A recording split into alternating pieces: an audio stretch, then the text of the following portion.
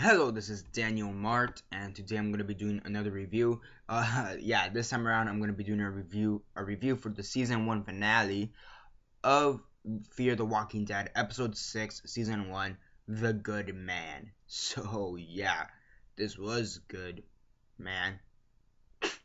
Give me a break. Before I begin, though, 10-second spoiler warning, as usual, for those who have yet to actually watch this episode and haven't already. Stop the video, go check it out, and come back and watch the rest of this review. 10-second spoiler warning, as usual, starting now.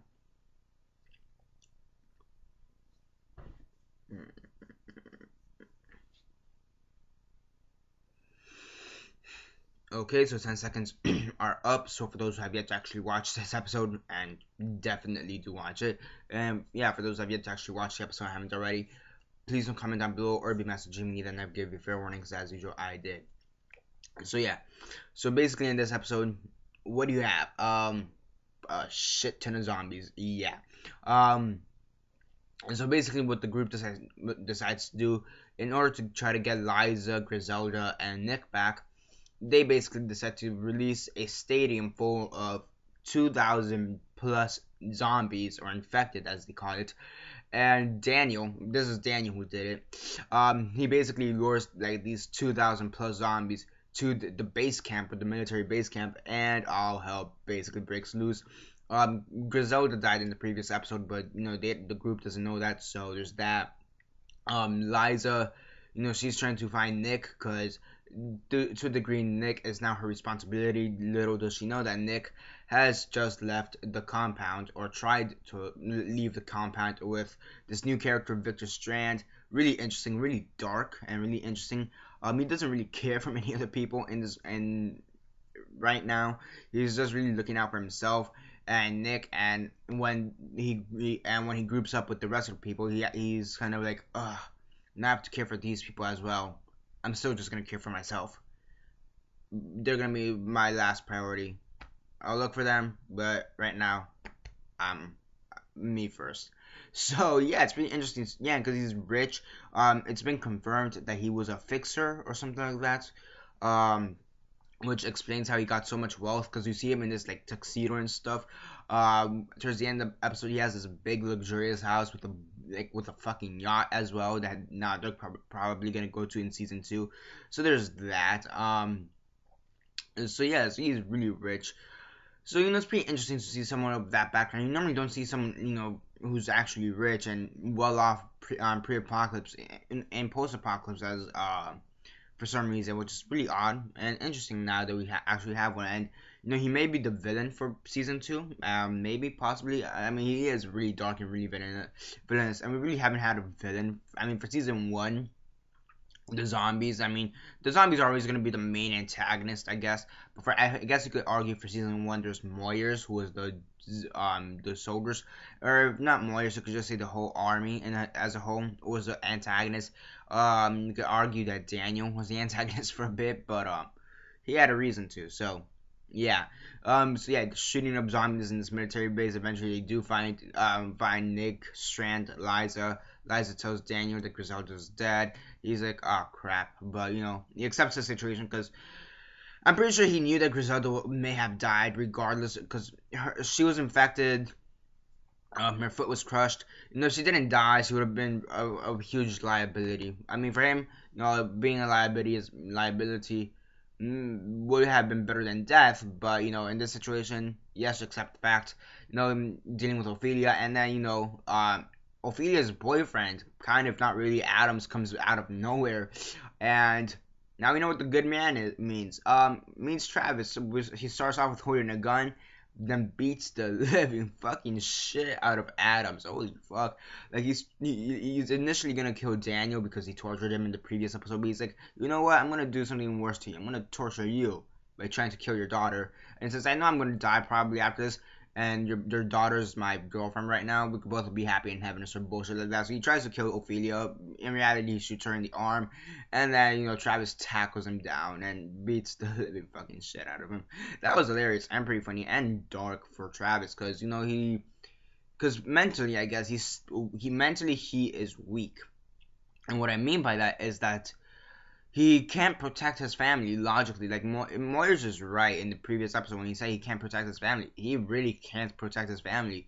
I mean, he could try, but he really can't. He's not really built for this world. And if he survives long enough, it's possible that he will eventually get to the point where he's able to kill. But I feel like it's gonna end up more of a Tyrese character, if you know what I mean. He's only gonna try to kill when it's really necessary. Because really, Tyrese it's confirmed that he only ever killed one person in the apocalypse, and that was during the prison shootout, in season 4. Yeah, that was supposedly that was the only time he ever killed a person, and that was only one person. I mean, he wasn't able to kill Martin, Lizzie, Meek. I mean, Lizzie and Meek, or at least Lizzie made sense because she's a child, but Martin, he kind of deserved to die. And even in the church, he wasn't able to bring himself to kill anybody there. So yeah, Tyrese only ever killed one person, and here, I'm pretty sure Travis is gonna kill a bit more than one person. I'm positive, and so far he has killed more than one. He's killed one person already. But that one, the thing is that between the one person Tyrese killed and the one person Travis has killed, Travis killed her out of mercy, and Tyrese killed it out of self defense. So still, but it does show that Travis is trying to accept the world, this new world that he lives in.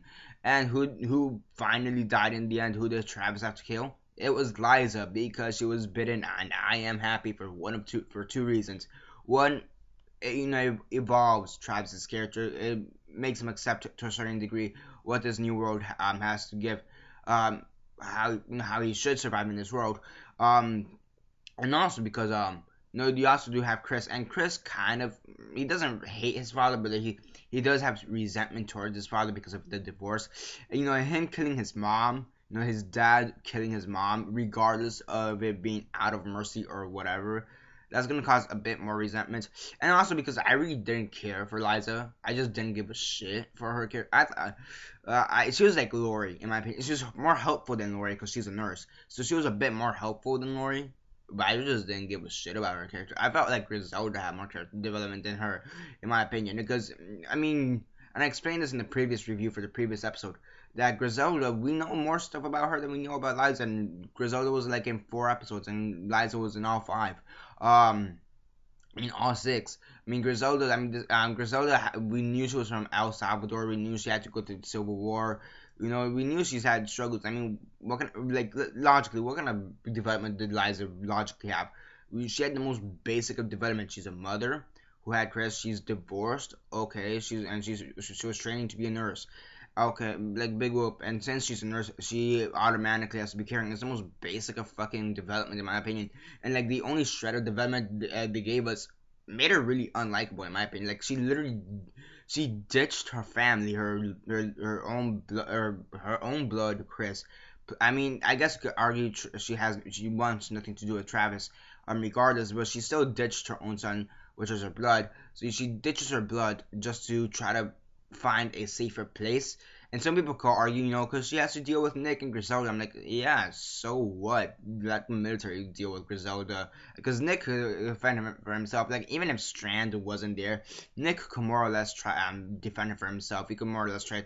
He'd have a chance to survive. I mean, Griselda, that's a whole other situation. She would have died. I mean, one's a lost cause. The other one would have been able to survive regardless, okay? So, yeah, I mean, Liza, really happy she died. At least her death meant something. So I mean that's good.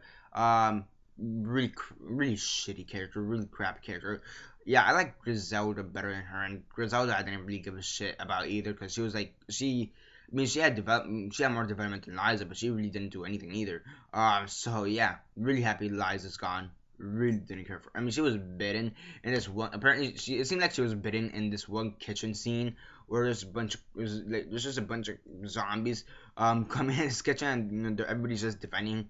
I mean, she had one pretty cool zombie death with her and Ophelia, where they're like bashing the zombies' brains with like a hammer or whatever. That was pretty fun and pretty cool. Yeah, you see Travis shoot guns a couple times, not just to kill Liza, but also to kill zombies in the Strand, killing zombies left and right, sees Melvin, who was the guard from the previous episode, the soldier from the previous episode, who he gave the cufflinks to save Nick. He's like, you know what, I'm gonna take my cufflinks, you can die there and rot in hell right now. I don't give a shit about you. So yeah, pretty fun, pretty good. Yeah, many people complain that season 1 of Fear the Walking Dead was really slow, and I think the show was saving on its budget for this episode, because holy shit, I mean, there's also some pretty cool deaths of just random soldiers just come here and there. Like there's these 2 soldiers on like the scaffolding or whatever you want to call it, like this small scaffolding, and eventually the zombies manage to bring it down, and they're just eating it alive. So that was pretty cool. You have this one soldier who's bitten on the side. He shoots the zombie and then just goes to this helicopter, and the rotor on the back, or whatever, the rotor or whatever, the blades in the back, he just kind of runs into it, decapitates himself or whatever, bashes his brains or whatever, because he knows he's gonna die in turn. So that was pretty funny and cool. So yeah, I mean, Dr. Exner, the other doctor, she died, possibly, presumably. I mean, she kind of gives up hope, and she gets the gun, the air pressure gun, and it seems like she's gonna commit suicide. I mean, regardless, she's gonna be dead by the end. By now, she should be dead by now. So who cares? Not a really likable character. Yeah, the military, they weren't meant to be likable. At the end, and it seems like they kind of put Liza in that same situation where she's not really meant to be likable. Because I mean, I know she's not military, but she became a doctor for the military, or a nurse for the military, so it's arguable. But yeah, I really didn't care for Liza, so I'm really happy they killed her off.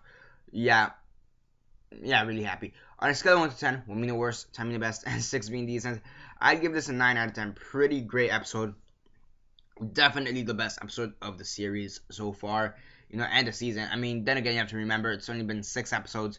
I'm pretty sure we're gonna have better episodes as the seasons go on, or at least season 2, because it is confirmed for a season 2, 15 episodes, and yeah, I mean, season 3, that's hope for.